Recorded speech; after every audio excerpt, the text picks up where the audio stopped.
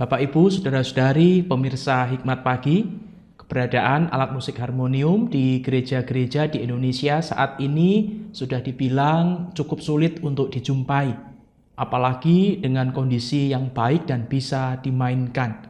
Hanya sedikit yang masih merawat dan masih menggunakannya dalam ibadah. Beberapa waktu yang lalu, saya pernah memainkan alat musik harmonium untuk mengiringi pujian di dalam program Hikmat Pagi. Dan harmonium yang cukup besar itu terdapat di GKI Gereformed Kota Semarang.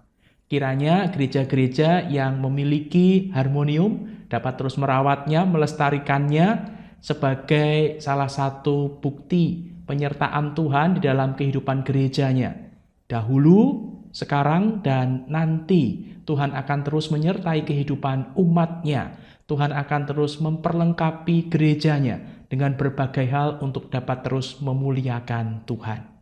Mari kita bersama-sama memuji memuliakan nama Tuhan, kita pujikan, ku nyanyikan kasih setia Tuhan.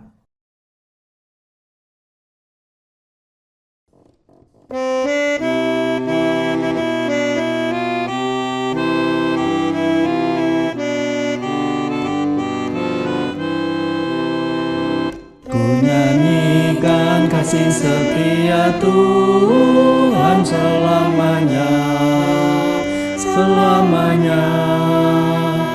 Ku nyanyikan kasih setia Tuhan selamanya, ku nyanyikan selamanya.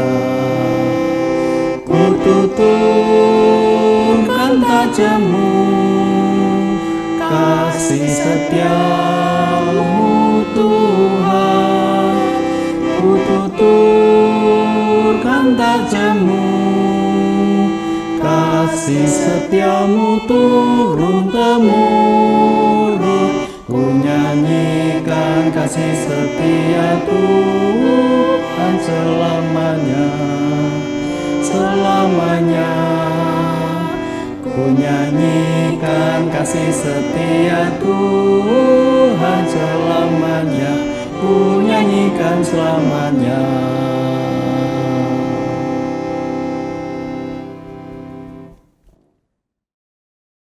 Selamat pagi Bapak Ibu, Saudara sekalian, jemaat dan simpatisan GKI Karangsaru. Kita berjumpa lagi dengan keluarga Wibowo. Dan sebagai kasih karunia anugerah Tuhan Yesus Kristus, kita berjumpa lagi dalam Hikmat Pagi keluarga GKI Karangsaru. Sebelum memulai, marilah kita berdoa. Ya Tuhan, Allah Bapa kami yang ada di surga, kami mengucapkan banyak terima kasih dan syukur padamu Tuhan. Karena kasih karunia-Mu, kami boleh ada di tempat ini, kami boleh bersyukur padamu bahwa Engkau adalah Allah yang hidup, yang menghidupi kami semuanya di dalam kehidupan kami. Dan pada pagi hari ini, kami akan menyampaikan hikmat pagi keluarga bersama dengan Pendeta Angga. Kiranya Engkau yang akan menolong kami. Terima kasih Tuhan. Hanya dalam nama Tuhan Yesus kami berdoa. Amin.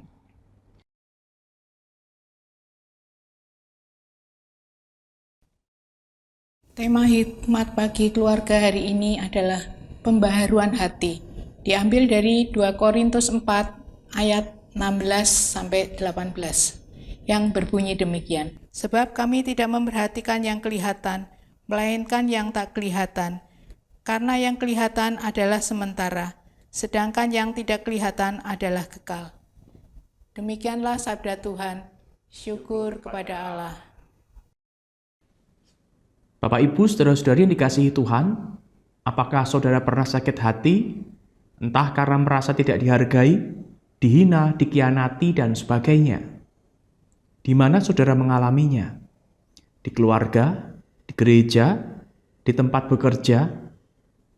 Sakit hati seringkali bisa membuat seseorang menjadi tawar hati, sehingga tidak mau lagi untuk menjalani kehidupan seperti semula. Namun, seharusnya kita tidak membiarkan tawar hati terus menguasai kita. Hati kita yang telah tawar perlu diperbaharui, seperti tertulis dalam firman yang kita renungkan bersama hari ini. Jika kita merenungkan bagian firman Tuhan hari ini dan membaca 2 ayat sebelumnya, yaitu ayat 16 dan 17, kita mengetahui bahwa Paulus membahas tentang manusia batiniah yang dibaharui meskipun manusia lahiriahnya merosot. Paulus juga membahas kemuliaan kekal yang jauh lebih berharga daripada penderitaan yang sedang dialaminya. Kini Paulus melanjutkan pembahasannya tentang fokus hidupnya untuk memperhatikan apa yang tidak kelihatan. Mengapa Paulus memfokuskan hidupnya pada apa yang tidak kelihatan? Sebab apa yang kelihatan adalah sementara, sedangkan yang tidak kelihatan adalah kekal. Tentu saja maksud Paulus di sini bukan untuk mendorong jemaat mengabaikan apa yang kelihatan. Yang Paulus maksudkan adalah bahwa orang-orang percaya seharusnya lebih mengutamakan apa yang tidak kelihatan, yaitu kehidupan kekal yang Tuhan janjikan. Sekalipun semuanya belum dapat dilihat pada saat itu juga. Jangan sampai kita terlalu sibuk memikirkan apa yang kelihatan, sampai-sampai kita melupakan apa yang tidak kelihatan. Bukankah seringkali tawar hati juga disebabkan karena kita terlalu memikirkan dan mengutamakan apa yang kelihatan? Oleh sebab itu, kita memerlukan pembaharuan hati melalui pembaharuan spiritual. Pembaharuan spiritual terjadi ketika kita memfokuskan pandangan bukan pada apa yang kelihatan, melainkan pada apa yang tidak kelihatan. Bagaimana caranya? Caranya adalah dengan menyerahkan kekhawatiran kita kepada Tuhan dan berdoa agar Roh Kudus terus membaharui dan menguduskan hati kita dari hari ke hari, sehingga buah roh itu menjadi nyata dalam hidup kita. Tawar hati harus diselesaikan dengan pembaruan hati oleh Allah, Sang Pemilik hati. Mari kita berdoa. Bapa di surga, kami bersyukur firman-Mu boleh mengingatkan kami bahwa seharusnya sebagai anak-anak Tuhan kami tidak boleh tawar hati. Tetapi jikalau kami saat ini mengalami tawar hati, biarlah kami mengalami pembaruan, dan pembaruan itu semata-mata karena pertolongan dari Tuhan dan karya Roh-Mu yang kudus di dalam hidup kami. Baharuilah hati kami, sehingga kami memiliki hati yang terus terarah kepada Tuhan, memandang pada apa yang tidak kelihatan, bukan memandang apa yang kelihatan. Inilah kami anak-anak-Mu yang siap untuk berproses, untuk Tuhan tuntun, memiliki hati yang selalu dibaharui, selalu memandang apa yang tidak kelihatan, bukan memandang apa yang kelihatan, yang fana di dunia ini. Di dalam nama Tuhan Yesus kami berdoa. Amin. Selamat pagi, selamat beraktivitas, selamat menikmati kebersamaan dengan keluarga di akhir pekan ini. Tuhan memberkati.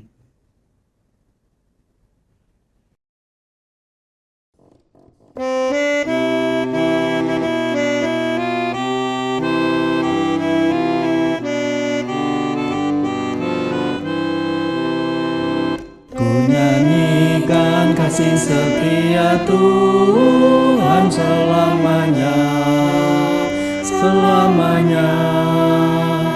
Ku nyanyikan kasih setia Tuhan selamanya, ku nyanyikan selamanya. Ku tuturkan tajammu, kasih setiamu Tuhan. Ku tuturkan tajammu, kasih setiamu turun-temurun. Ku nyanyikan kasih setia Tuhan selamanya, selamanya. Ku nyanyikan kasih setia Tuhan selamanya, ku nyanyikan selamanya.